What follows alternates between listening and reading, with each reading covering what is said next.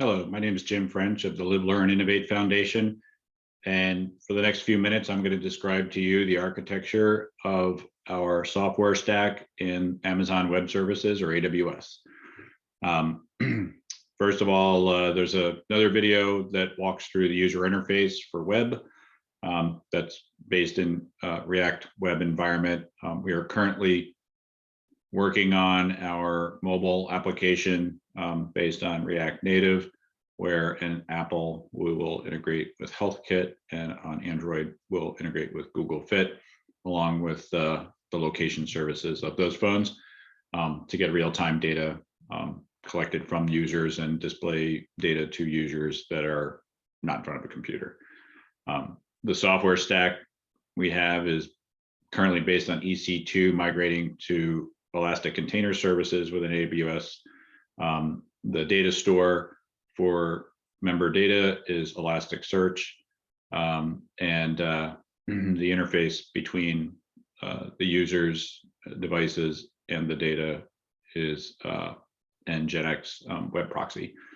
We're also using Django and Fast API for managing the communications between various endpoints, and File Stash, which feeds an Elasticsearch infrastructure index.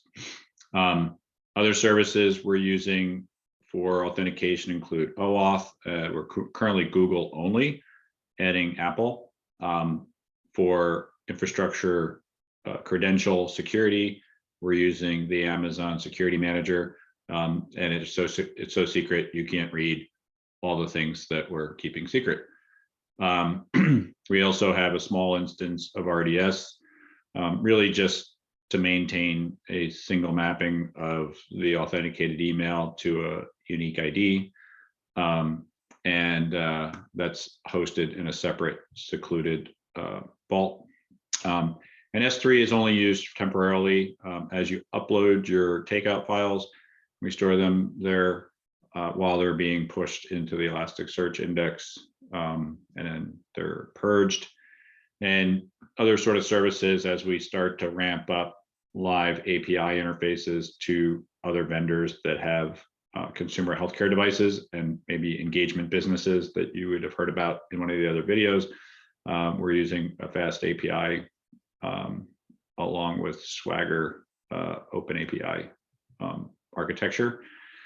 We built our own message queue, or one of our super talented engineers built a message queue using notification and queuing services from Amazon, so that when we have a workflow of a file going through and we want to unzip it, take out a single file, stream it into Elastic Services, the work stream is being handled by a pub/sub model for SNS and SQS.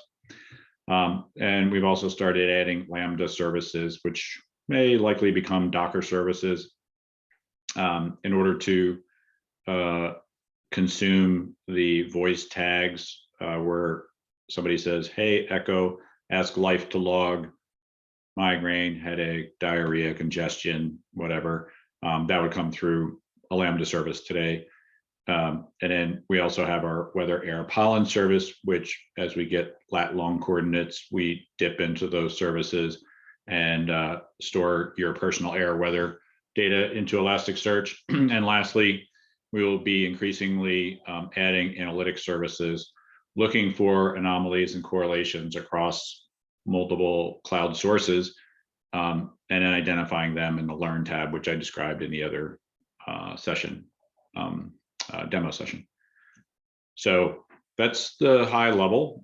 We do have drill downs and things like what we're doing with the pub/sub model, but that might be for another day, or we'll put this on the website. But just so you have an understanding of the high level architecture in AWS and moving to EKS, so that as we scale members, we have a scalable architecture. So with that, if you guys have any questions, please do send an email to info@LLIF.org, and we can get back to you on the tech stack. And if you have any suggestions, we're also happy to hear them. So take care, have a great day. Thanks for listening.